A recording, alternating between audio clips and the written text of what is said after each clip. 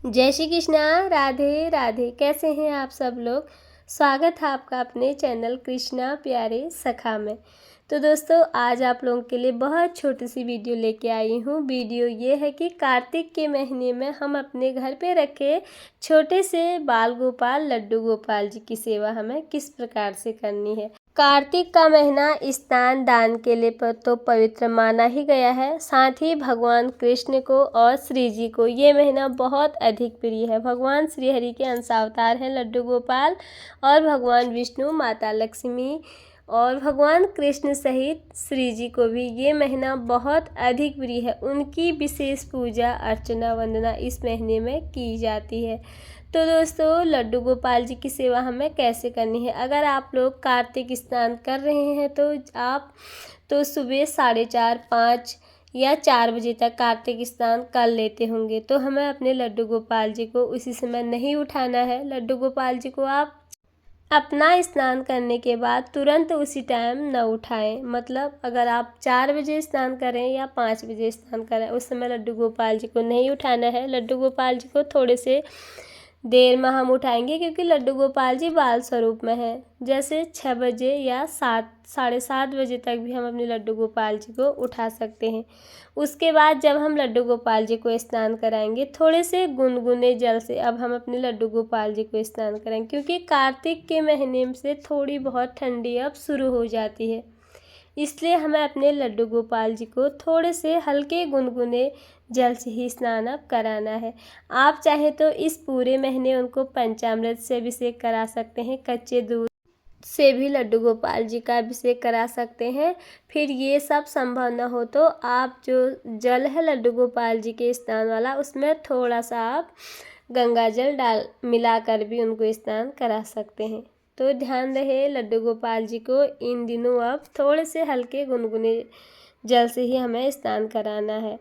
और अगर आप कार्तिक स्नान नहीं कर रहे हैं तो फिर आप जब जिस समय भी उठते हैं सबसे पहले अपना स्नान करें। उसके बाद ही आप अपने लड्डू गोपाल जी को उठाएं।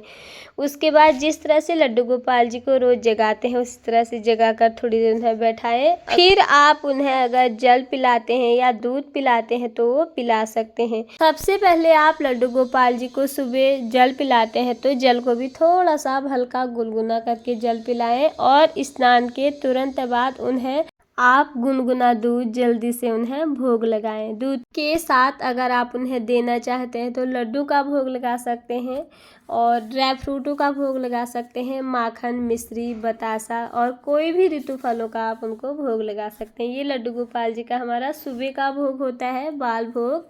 और भोग लगाने के बाद ही हमें फिर लड्डू गोपाल जी की आरती उतारनी होती है और तुलसी पर दीपदान भी हमें ज़रूर करना होता है। अगर आप इस कार्तिक के महीने में तुलसी पूजन कर रहे हैं तो लड्डू गोपाल जी को भी तुलसी माता के सामने विराजमान करके उनकी भी पूजा करें और वहाँ पर भी आप लड्डू गोपाल सहित माता तुलसी की परिक्रमा कर सकते हैं।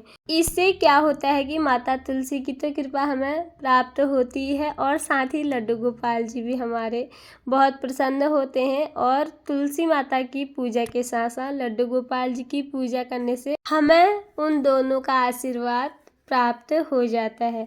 अगर फिर ये संभव न हो तो आप लड्डू गोपाल जी के सामने इस कार्तिक के महीने में तुलसी दीपदान भी कर सकते हैं।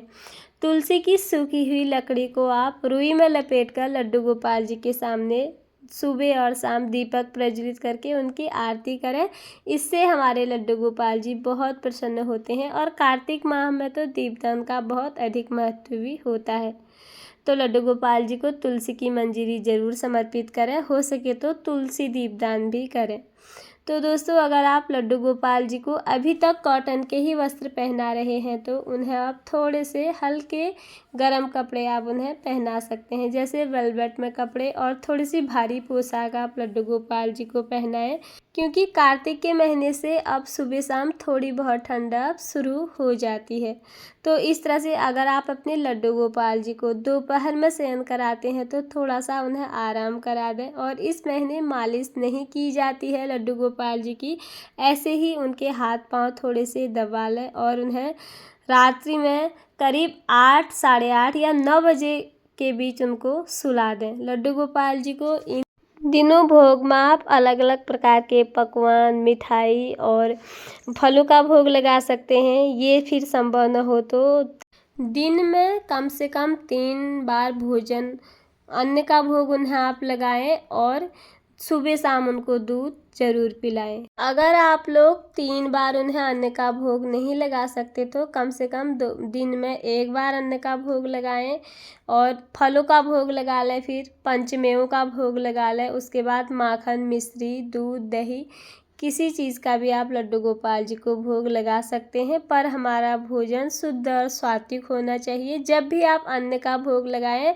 उस भोजन में लहसुन और प्याज का प्रयोग ना हो। तो दोस्तों यही थी मेरी आप लोगों के लिए आज की वीडियो कि कार्तिक के पवित्र पावन माह में लड्डू गोपाल जी की सेवा कैसे करें, उनकी विशेष पूजा हम किस प्रकार से हमें करनी है। आप लोगों के लिए ये वीडियो थोड़ी बहुत भी यूज़फुल हुई हो, अगर आपको वीडियो पसंद आई तो प्लीज़ वीडियो को लाइक और चैनल में पहली बार आए हैं तो चैनल को सब्सक्राइब ज़रूर कर देना। आपका एक लाइक और एक कमेंट मेरा बहुत बड़ा हौसला बढ़ाता है। हरे कृष्णा, राधे राधे।